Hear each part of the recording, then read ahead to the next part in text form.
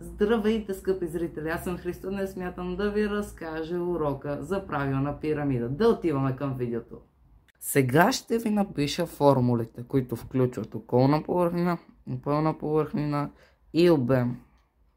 Формулата за околна повърхнина е S е равно на P по K върху 2. Тук в тази формула P е обиколка на основата.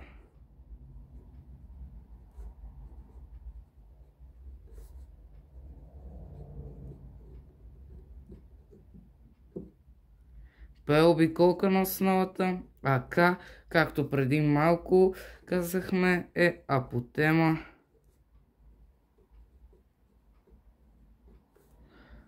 на пирамидата.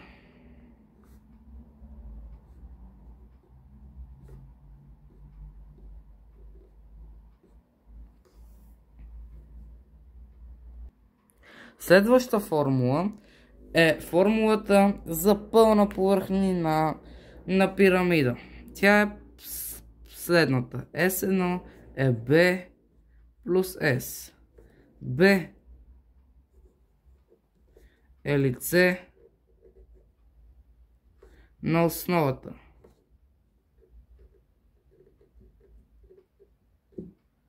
А S е лице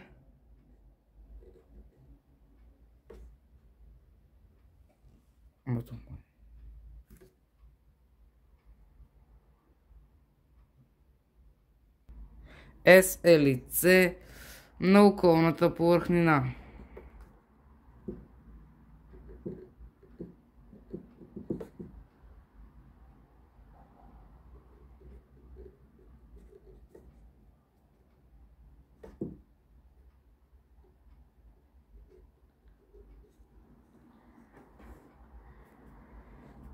И накрая остана формулата за обем. Формулата за обем е следната.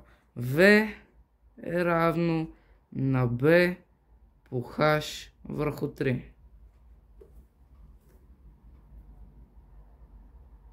Последната формула е формулата за намиране на сбора на дължините на всички ръбове на пирамидата. Тя се намира по следния начин. Сигмата е равно на периметъра плюс n по h. n е броя на страните на основата. А h е височината на пирамидата. Ще ви дам пример за всяка от формулите. Първия пример е: намерете апотемата направена n ъгълна пирамида. Ако основата е квадрат, това означава, че n е 4, b, понеже страната е 24 см и околна повърхнина S е 1,2 квадратни дециметра. За да го направим в квадратни сантиметри, трябва да умножим по 100. Затова 1,2 по 100 е 120 квадратни сантиметра. S е N по B по K върху 2.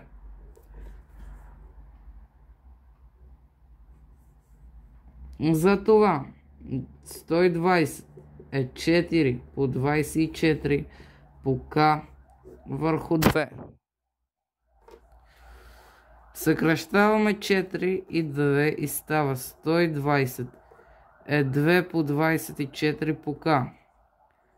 120 е 48 по K. K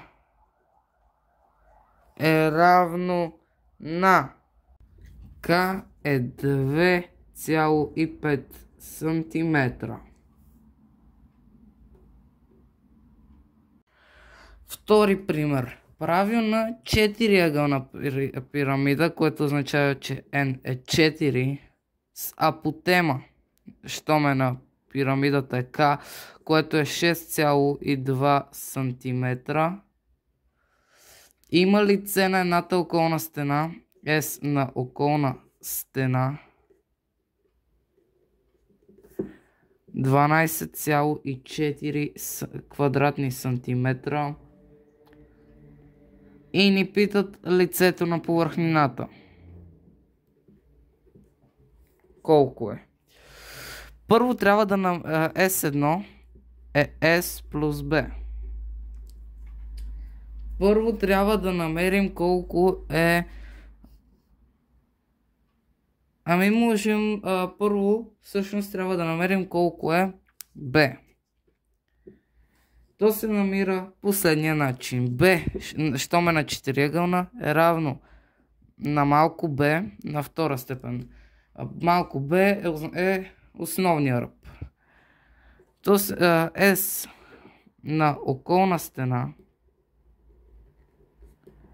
е b по апотемата на пирамидата върху 2. 12,4 е b по 6,2 върху 2. Съкращаваме това и това и става 12,4, съкращаваме 6,2 и 2 и става 12,4 е равно на 3,1 по b.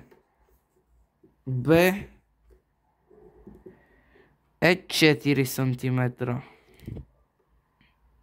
b е 4 см. Следващото, което трябва да намерим е главно b. То се намира последния начин. b е равно на 4 на втора. 4 на втора е 16. b е равно на 16 квадратни сантиметра. S се намира последния начин. S е равно на 12,4 по 4. Защото ни е дадено, че S на една околна стена е 12,4. Ето го. А знам, че броя на околните стени е 4. Така че, за да намерим околната повърхнина, трябва броя на околните стени да го умножим по лицето на една околна стена. Затова S е 12,4 по 4. S е равно на 49,6 квадратни сантиметра. S1 го намираме последния начин. S1, всъщност формулата я има ето тук. S1 е S плюс B. Затова S1 е S плюс B, записваме я пак за всеки случай и заместваме. Е 49,6 плюс B го навехме, че е 16. S1 е равно на 65,6 квадратни сантиметра. Това бяха примерите за лице на околна и пълна повърхнина на пирамида. Ще ви дам трети пример, този път за обем на правилна пирамида. Обем на правилна пирамида се намира като V е равно на B по H върху 3. Първо дадено ми е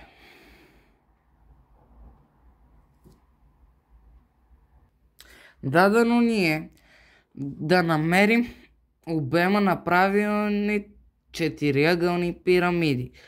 Първо, знаем, че N е 4.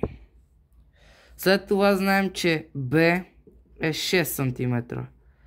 Щом е четириъгълна пирамида, значи главно B се намира като B на втора. Главно B е 6 на втора. Главно B е 36 квадратни сантиметра. V е B по H върху 3. H ни е дадено, че е 10 см. V е равно на 36 по 10 върху 3. V е 13 по 10. V е 130 кубични сантиметра. Четвърти пример. Правилна четириъгълна пирамида, това означава, че N е 4, с основен ръб 5 см. Има обем 50 кубични сантиметра. Намерете дължината на височината на пирамидата. В, записваме си горе, е B по H върху 3. Търсим H. Затова трябва да намерим B. Знаем, че е четириъгълна, а на четириъгълните пирамиди B е малко b на втора степен. Главно B е 5 на втора. Главно B е 25 квадратни сантиметра. 50 е равно на 25, понеже B, по H върху 3. Понеже 25 не се дели на 3, аз ще прехвърля тройката от другата страна. И става 150 е 25 по H. H е равно на 6 см. Сега ще ви дам последен пети пример, който ще включва формулата за намиране на сбор на дължините на всички ръбове. Намерете сбора от дължините на ръбовете на правилна n-ъгълна пирамида. Ако пирамидата е петъгълна, значи n е 5, с основен ръб b е 4,2 см и околен ръб, т.е. h, което е L, което е равно на h, е 5,6 сантиметра. Това е формулата за намиране на сигма, която се намира като P плюс N по H. P е N по B. P е 5 по 4,2. P е 5 по 2, 10. 0 и 1 на ум. 5 по 4 е 21 е 21 сантиметра. 21 сантиметра. Започваме да заместваме във формулата. 21 плюс n ми е дадено, че е 5 по h ми е дадено 5,6. Сигмата се намира като 21 плюс 5 по 6 е 30. 0 и 3 на 5 по 5 25 и 3 е 28. Сигмата е равно на 49 сантиметра. Това бяха формулите и примерите, които ви дадох. Надявам се да ви е харесало. Това беше урокът за правилна пирамида. Надявам се да съм ви помогнал да го усвоите по-лесно. Ако това видео ви е харесало, абонирайте се и ще се видим следващия път. Чао!